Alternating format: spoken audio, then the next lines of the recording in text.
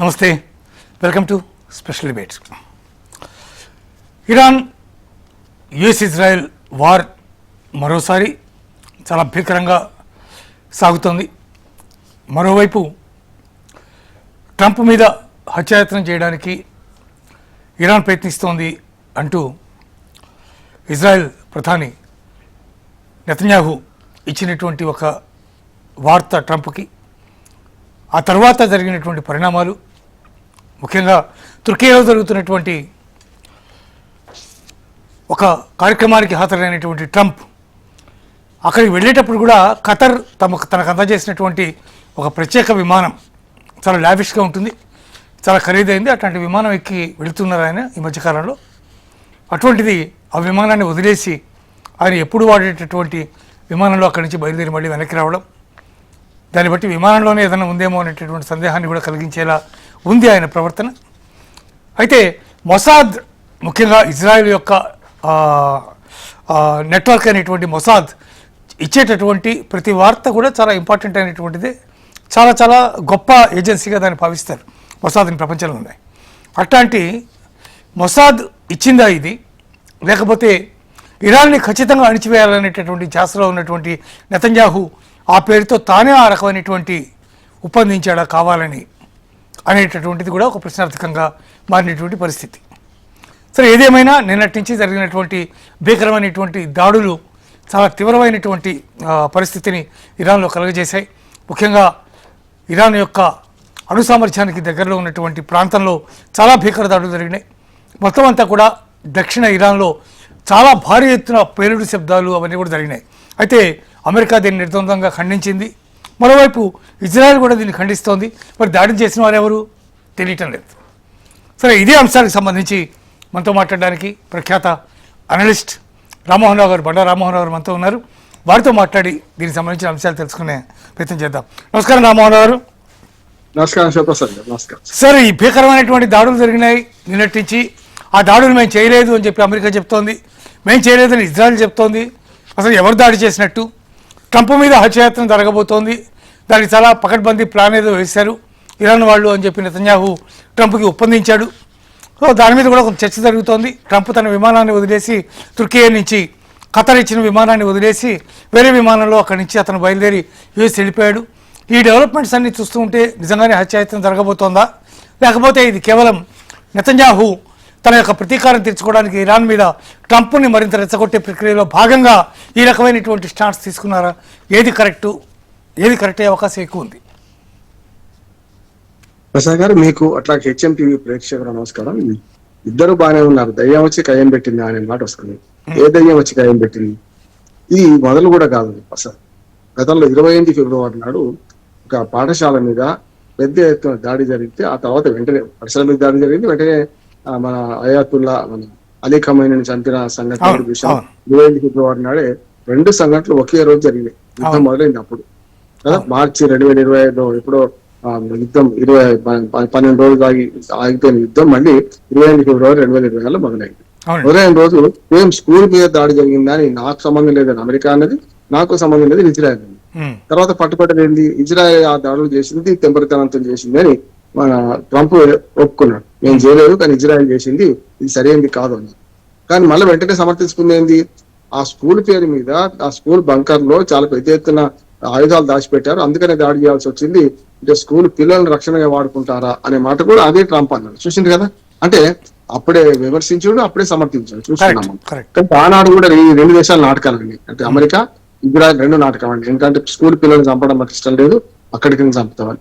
మరి బంకర్ లో దాడి ఉన్నాయి, కింద స్కూల్ దగ్గరనే ఉన్నాయి కనుక దాడి చేయక తప్పలేదని వాడే అన్నది కనుక ఇప్పుడు ఈ దాడిలో కూడా అమెరికా ఇజ్రాయెల్ 2 కారణం నేను. ఎందుకని మొసాద్ మీరు అన్నట్టు సిఐఏ తక్కువది కాదు, మొసాద్ కూడా తక్కువది కాదు. మొసాద్ తెలిసి ప్రపంచంలో నిజంగా చెప్పాలంటే యుద్ధ వ్యూహాల్లో కానీ, వాటి టెక్నాలజీలో కానీ పెద్ద ఎత్తున మనకు ఇజ్రాయెల్ టెక్నాలజీ తక్కువది కాదు. పెగాసస్ దాని మీద మనం చాలా పెద్ద ఎత్తున విమర్శలు చూసినాం కదా మనం. అట్లాగే ఇజ్రాయెల్ కి ఏమో iron drome technology, iron drome technology, దానికంటే పెద్దది అమెరికాకు మన గోల్డెన్ డ్రోమ్ టెక్నాలజీ. ఈ 2 పనిచేయలేదు కదా. అన్నిటికంటే ముఖ్యమైనది అంటే నాకు ఇది ఎంత జ్ఞాపకం వస్తుంది ఏంటంటే, ఈ టెక్నాలజీ ఎందుకు వస్తలేమంటే, ఒక చిన్నప్పుడు మనకు చందమామ కథ చదువుకున్నాం, ప్రజలు సామాన్య ప్రజలకు అర్థమయ్యేటట్టు చెప్పుకుందామని. ఒక పండితుడు ఓడ పడవలో ప్రయాణం చేస్తుంటాడు. నీకు రామాయణం చదివినవా, భారతం చదివినవా, ఇంకో చదివినవా, అది చదివినవా అని ఆయన అంటుంటాడు. అన్ని వినుకుంటే ఏం చదవలేదండి, నీ బతుకు వృధా అని చెప్పి ఆ పడవ వాడిని హేళన చేస్తారు ఆ పండితుడు. అప్పుడు పడవకి చిల్లుబడి పడవ మునిగిపోతుంటది. అప్పుడు ఆ పడవ నడిపేవాడు అడుగుతాడు, అయ్య గారు మీకు మరి ఈత వచ్చా అని. నాకు రాదు అంటే, ఇప్పుడు మీ జీవితం వృధా అని పడవ దిగేసి ఈత కొట్టుకుంటూ వెళ్ళిపోతాడు. అట్లా ఉన్నది. ఈ రెండు ఏదైతే ఐరన్ రోమ్ గానీ, గోల్డెన్ రోమ్ గానీ, మొసాద్ గానీ, సిఐఏ గానీ ఎందుకు విఫలమైన తెలుస్తుంది కదా. ఒక ఇరాన్ తో గెలవలేకపోయినా కదా ఇప్పటిదాకా. ఇరాన్ యుద్ధంలో వైఫల్యమే కదా ఇద్దరిది కూడా కదా. అంటే ఇజ్రాయెల్ ఏమో మధ్య మధ్యన అమెరికా ఆపుతుంది, మళ్ళీ వెనక్కిపోతుంది, మళ్ళీ ముందుకు వస్తుంది. అమెరికా అయితే ఇంత సిఏ ఏజెంట్లు ఉన్నారు అంటే ఇరాన్ తక్కువ అంచనా వేసినట్టే కదా. ఇరాన్ బలాన్ని గానీ, ఇరాన్ రోమ్లు గానీ, ఇరాన్ యొక్క శక్తి సామర్థ్యాలను తక్కువ అంచనా వేసినట్టే కదా. అందుకని పండితులు లాగా వీళ్ళిద్దరి పరిస్థితి నాకు కనపడుతున్నారు. ఒకటి. రెండో, మీరు అమెరికా అధ్యక్షుడి మీద దాడులు కొత్తగా కాదంటున్నాను. ఎందుకంటే ఆనాడు 2016లో 2024లోనే నవంబర్ ఎన్నికలకు ముందు ఈ అమెరికా అధ్యక్షుడిగా పోటీ చేసిన ట్రంప్ మీద హత్య ప్రయత్నం జరిగింది కదా. చెవి నుంచి బుల్లెట్ దూసుకుపోయింది కదా, చూసాం. అంటే అమెరికా అధ్యక్షుడు కాకముందు అనుకుందాం, సరే రక్షణ తక్కువ ఉండొచ్చు, ఎన్నికల సమయం కదా అనొచ్చు. అయినా క్యాండిడేట్ మీద రక్షణ ఉంటుంది కదా క్యాండిడేట్ కు. తర్వాత ఒక హోటల్ మీద అడిగినట్టు అమెరికా అధ్యక్షుడికి 1.5 years అయింది. ఎన్నికై పదవిలో ఉన్నప్పుడు 2 సార్లు హత్య ప్రయత్నం జరిగింది. మరి సిఐ ఏం చేస్తున్నట్లు లెక్క. ఇప్పుడు ఆయన వేరే దేశాలకు పోతేనేమో రాజు బెడలే రవి తేజముల అన్నట్టు బయటకు పోతే, చైనాలో పోతే కూడా ఆయన విమానం, ఆయన తిండి, ఆయన కథ, ఆయన ఆఖరికి ఎంత భద్రత తీసుకున్నారంటే చైనాలో ఇచ్చిన బహుమతులే కాదు, ఆఖరికి మెడలో వేసిన ట్యాగ్ కూడా, ఐడెంటిటీ ట్యాగ్ కూడా విమానాశ్రయంలో చెత్తబుట్టలో పడేసి వచ్చింది కదా, విలువైన బహుమతులతో సహా. మరి అంత భద్రత తీసుకుంటున్నప్పుడు తన దేశంలో తనకి రక్షణ లేదు కదా. 2 సార్లు హత్య ప్రయత్నం జరిగింది అమెరికా అధ్యక్షుడి మీద. మొట్టమొదటిసారి హత్య ప్రయత్నం జరిగిందేమో హోటల్లో. అప్పుడు కేఏ పాల్ గారు కూడా అదే హోటల్ ఉన్నాడు. ఆయన ప్రత్యక్షంగా కళ్ళగట్టి చెప్పాడు ఏం జరిగింది అనేది. మొన్నటి మనకు వైట్ హౌస్ మీదనే జరిగింది కదా. వైట్ హౌస్ దాకా చొచ్చుకొని పోయిండు. భద్రత 4 అంచెల భద్రతను దాటేసుకొని వైట్ హౌస్ గేట్ దాకా కూడా చొచ్చుకుపోయిండు. వాళ్ళకే దిక్కు లేదాడా. కనుక అమెరికా అధ్యక్షుడి మీద హత్యా ప్రయత్నం కొత్తది కాదు. కనుక ఇప్పుడు అందరితోనూ పగమించుకున్నాడు. అటు హిజ్బుల్లా గాని, మొసాద్ మన హమాస్ గాని, హోతీ గాని, ఈ 3 తీవ్రవాదులు అయితే ఇరాన్ కు అండగా ఉన్నారు కదా. ఈ 3 తీవ్రవాద సంస్థలు చేసినా, లేకపోతే కావాలని ఇజ్రాయెల్ అమెరికా అధ్యక్షుడిని బెదిరించడానికి ఇజ్రాయెల్ చేసిందా, ఇరాన్ చేసిందా చెప్పలేము. అందుకని సమస్య ఎక్కడ వస్తుందంటే, ఈయన విమానం పెట్టి వచ్చిందంటే పారిపోయి వచ్చినట్టు లెక్క. అంటే ఆ మాత్రం విమానంలో అక్కడికి వెళ్ళినవాడు, టర్కీ వెళ్ళినవాడు, ఆ టర్కీ వచ్చిన ఓకే సరే, ఇక్కడ దాకా మీరు చెప్పినంత బాగుంది. At the same time so ఇదే కనుక ఒకవేళ నిజం కనుక అయినట్టయితే, ఒకవేళ ఖచ్చితంగా ఇరాన్ అతని మీద రివెంజ్ తీసుకునే అవకాశం ఏమన్నా కనిపిస్తుందా? ఎందుకంటే ఖొమేనీ యొక్క అంత్యక్రియలు జరిగేటటువంటి సందర్భంగా చాలా భారీ ఎత్తున పోస్టర్లు వెలిసాయి, వీ విల్ కిల్ ట్రంప్ అని చెప్పి. అది కూడా 1 కాదు 2 కాదు, చాలా వందల సంఖ్యలో ఆ పోస్టర్స్ అన్ని కూడా మొత్తం అంతా కూడా హల్చల్ చేసినటువంటి పరిస్థితి ఉంది. దానికి దీనికి ఏమైనా సంబంధం ఉందా, లేదా ఆ పోస్టర్ని చూసి నెతన్యాహు ఈ విధమైనటువంటి ఎత్తాడని మనం అనుకోవచ్చా? అంటే రెండు నిజమే కావచ్చు. నేను చెప్పిందంతా మళ్ళీ ఇరాన్ కూడా ఏదైతే చూపించాను కదా ప్రస్తుతం కదా.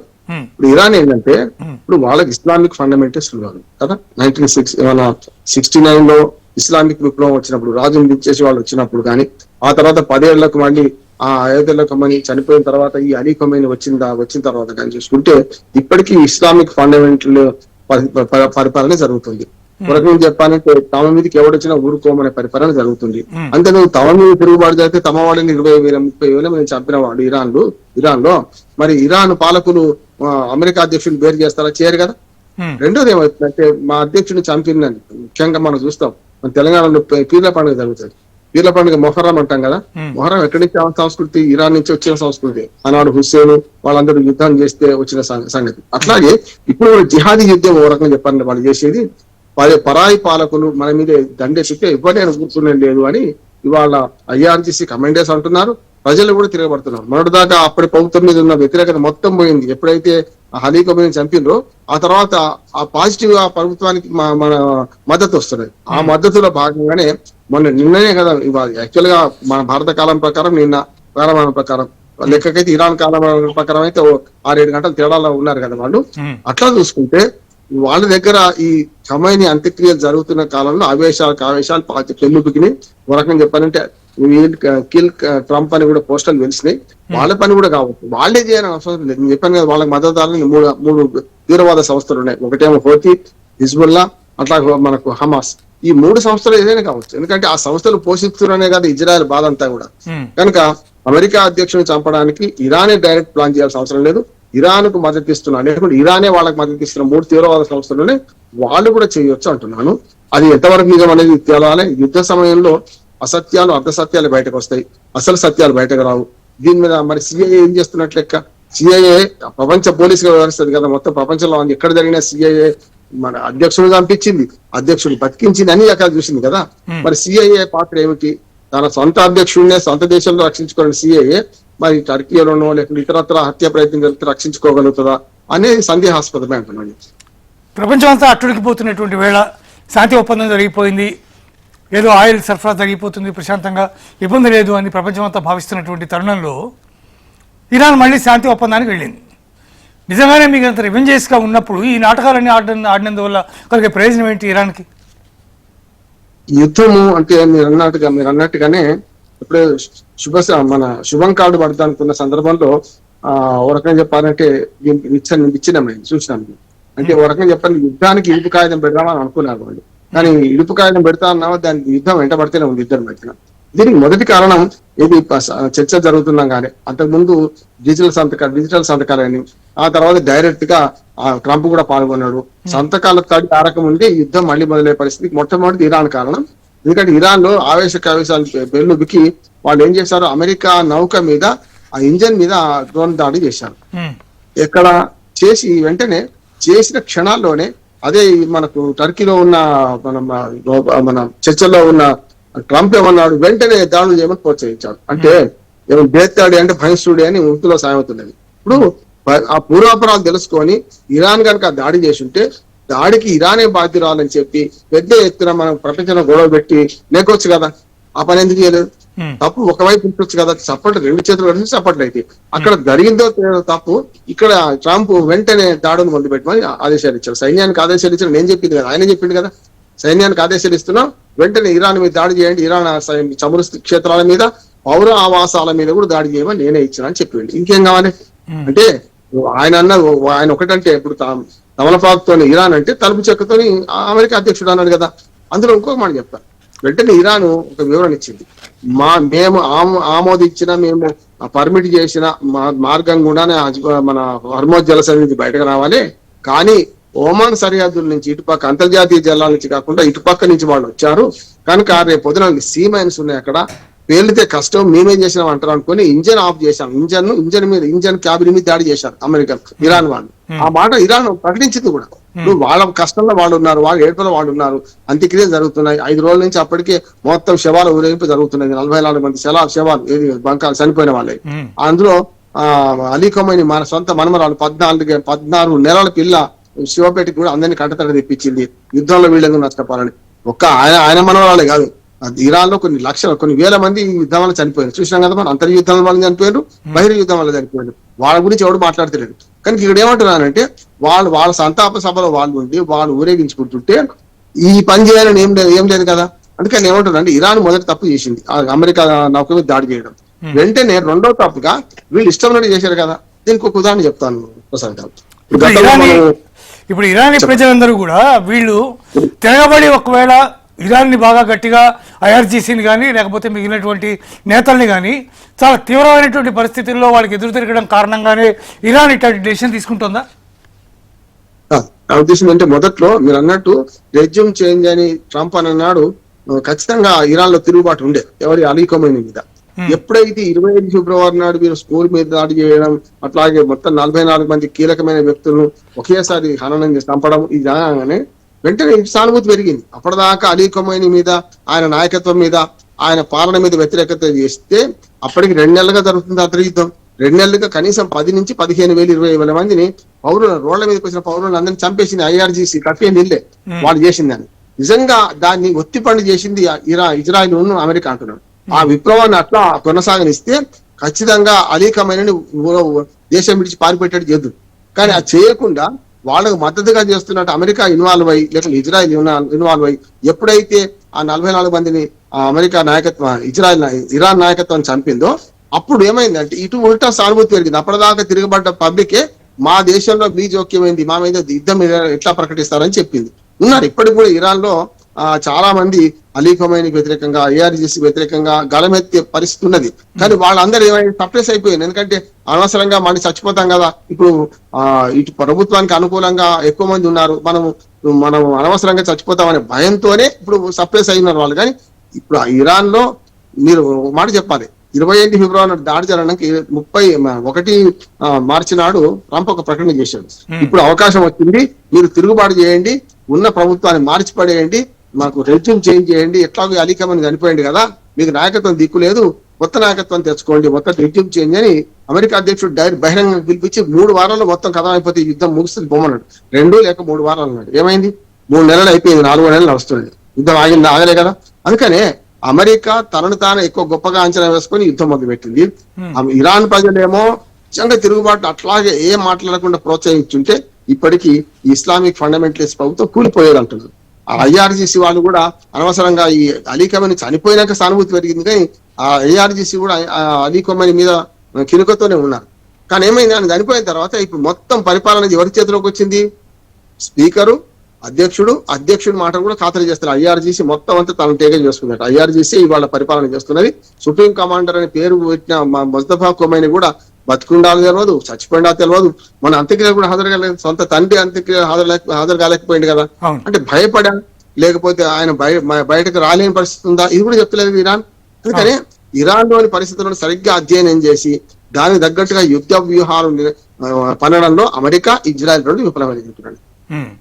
సార్ ఒకవేళ అంటే మీరు చెప్పినట్టుగా ముస్తఫా ఖమైనీ బతికే ఉన్నాడా లేదా అనే దాన్ని పక్కన పెడితే ఎవరి యొక్క ఆదేశాలు కూడా లేకుండానే ఒకవేళ ముస్తఫా అందుబాటులో లేడనుకోండి, ఒకవేళ సీరియస్గా ఉంది ఆయనకి, లేదా ఆయన లేడు అనుకోండి, అట్లాంటప్పుడు ఈ నిర్ణయాలు తీసుకోవడం మొత్తం కూడా ఐఆర్జీసీ తీసుకుంటోంది. ఐఆర్జీసీ మీద తీవ్రమైనటువంటి వ్యతిరేకత ఉంది ఆల్రెడీ, ఇప్పటికి కూడా చాలా భయంకరంగా ఉంది. ఇట్టి పరిస్థితుల్లోనూ కూడా అమెరికాకి తలొగ్గేది లేదు, మీరు ప్రాణాలు కోల్పోతారో అందరం చచ్చిపోతామో ఏదైనా పర్వాలేదు అనేటటువంటి యొక్క ప్రజల వాక్కు ప్రకారమే ఇరాన్ ఈ విధమైనటువంటి వైఖరి వహిస్తోంది అన్నది నిజమే అని ఒప్పుకోవాలా? ఖచ్చితంగా. ఒకనాడు జర్మనీ జాత్యహంకారాన్ని ప్రక్రియ చేసిన హిట్లర్ లాగా ఇవాళ హిట్లర్ ఒక మనిషి అప్పుడు అక్కడ, కానీ అదే హిట్లర్ అదే జాతి తిరగబడితే ఏమైందో చూసింది కదా మీరు కదా. అట్లాగే ముస్సోలిని లాగా ఇవాళ వాళ్ళు వ్యక్తులు మాత్రమే. ఇక్కడ ఏమైందంటే ఐఆర్జీసీ అనేది ఒక వ్యవస్థీకృత నేరగాళ్ల ముఠా అయిపోయిందని ఈ మాట అంటున్నాను పరిశ్రమగా ఉన్నారు. అంటే ఏమైంది, ఐఆర్జీసీ తన దేశంలోని ఫండమెంటలిస్టులకు వ్యతిరేకంగా జరుగుతున్న ఉద్యమాన్ని అణిచివేసింది మొట్టమొదటి అలీ ఖమైనీకి అనుకూలంగా కదా. అలీ ఖమైనీ ఎప్పుడైతే చనిపోయిందో అధికారం తమ చేతిలో తీసుకునే ప్రయత్నం చేసిండ్రు. ఇప్పటికీ అక్కడ జరుగుతుంది ఏంటో ప్రపంచానికి తెలుస్తలేదు. రెండు తెలుస్తలేదు. ఒకటి ఏంటంటే అలీ ఖమైనీ తర్వాత నాయకత్వం ఎవరు ఆదేశాలు ఇస్తున్నారు ఐఆర్జీసీకి? ఐఆర్జీసీ చాలా పకడ్బందీ వ్యవస్థ. ఇరాన్ సైన్యం లేరు, ఐఆర్జీసీ 6 నుంచి 9 లక్షల మంది అంటున్నారు. 6 లక్షల మంది ఐఆర్జీసీ సభ్యులు, 3 లక్షల మంది ఏమో. ఒక రకంగా చెప్పాలంటే మనకు చాలా ప్రజలకు అర్థం కావడానికి ప్రసాద్ గారు, మన దగ్గర ఉమ్మడి హైదరాబాద్ స్టేట్ లో రజాకార్లు ఉండేవాళ్ళు. రజాకార్లకు తుపాలు ఉండే వాళ్ళు వాలంటీర్లు ఓ రకంగా చెప్పాలంటే. కానీ అసలు సైన్యం మనకు నైజాం వేరే ఉండేది. ఇది అంతే. ఈ అసలు సైన్యము ఇరాన్ లో 3 లక్షల మంది ఉన్నారు. వాళ్ళు కేవలం దేశ భద్రతను బయట కాపాడుతున్నారు. కానీ ఐఆర్జీసీ వాళ్ళు దేశ అంతర్గత భద్రతను కాపాడుకుంటూ వస్తున్నారు. ఐఆర్జీసీ మొత్తం సైన్యం 6 లక్షల మంది ఉంటే ఒక మాట ఇరాన్ నాయకత్వం ఏమన్నదంటే, మీరు కనుక ఆకాశ యుద్ధం అంటే గగనతల యుద్ధంలో గెలవచ్చు, మా మీద ఏమైనా చేయొచ్చు, కానీ మీరు భూతల యుద్ధం చేద్దాం అనుకుంటున్నారు. 10,000 మంది సైనికులు మా ఇరాన్ పక్కన పెట్టారు. వాళ్ళందరినీ ఎర్ర సముద్రంలో షార్క్ చేపలకు వేస్తాము, మీరు కనుక దాడి చేస్తే.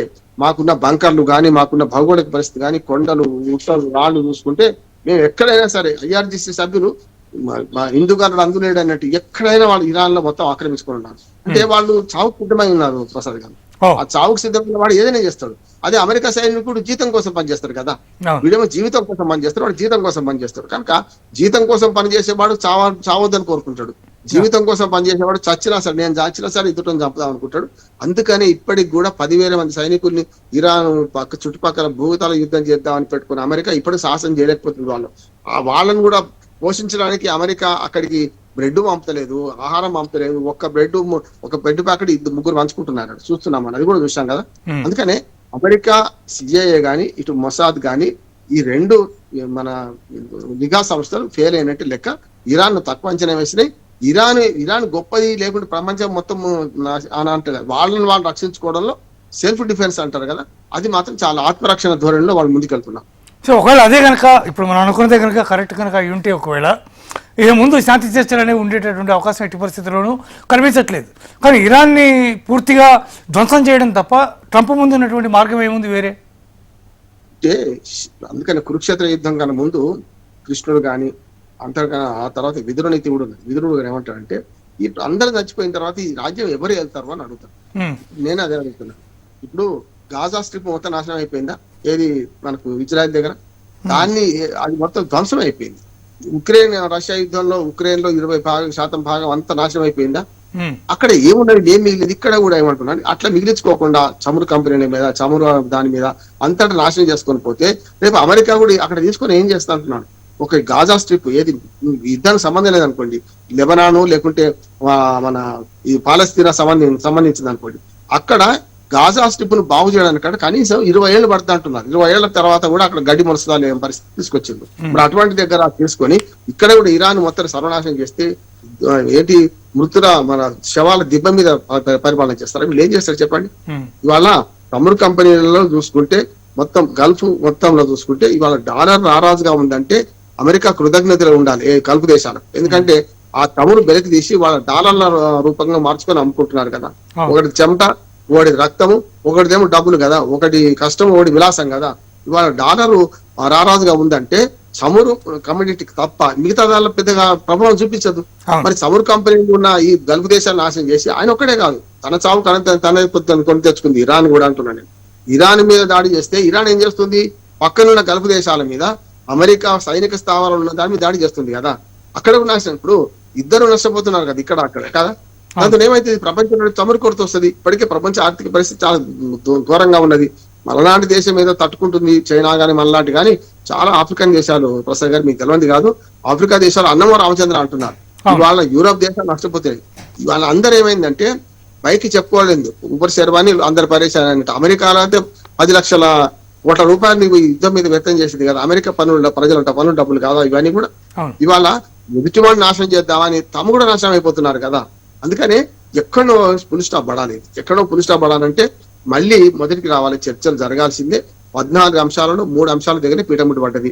ఒకటేమో హర్మోజ్ మనకు యురేనియం ఎవరికి అప్పచెప్పాలి, మేము ఎవరికి అప్పచెప్పి మేము ఉంచుకుంటాం అంటున్నారు. దాన్ని సర్వనాశనం చేసేదాకా ఊరుకొని అమెరికా అంటుంది. ఇజ్రాయల్ అయితే దాని మీద దాడి చేస్తా ఉంటుంది. హర్మోజ్ జల సంధిని చెరసగా పంచుకుందామని ఒకసారి మీరు అసలు వసూలు చేయడానికి వీల్లేదని అమెరికా అంటుంది. ఆ దొంగలు ఊరు పంచుకున్నాడు, మీరు మేము పంచుకుందామని ప్రపోజల్ ఇంకోటి చేస్తున్నది. మూడోది ఏంటంటే ఎవరి జాగాల వాళ్ళు ఉండే బదులు యుద్ధం శాశ్వతంగా ముగింపని చేద్దాం అని ఇరాన్ అంటుంది. ఈ మూడిట్లా చిక్కుముడి పడుతుంది. మిగతా అన్ని పెద్ద సమస్య కాదంటున్నాను నేను. యురేనియం, హర్మోజ్ జల సంధి, శాశ్వత యుద్ధ విరమణ, ఈ 3 కనుక జరిగితే మంచిగా ఉంటది. చైనా, రష్యా, భారత్ ఈ 3 కల్పించుకున్నప్పుడు సాధ్యమైతే నా ఆశ, ఒక చిన్న ఆశ అంటారు కదా, ఆశ నాకున్నది. Thank you so much sir. చాలా చక్కటి విలువైనటువంటి సమాచారాన్ని అందించారు. ఇదే ఇవాళ స్పెషల్ డిబేట్. చూస్తూనే ఉండండి HM TV.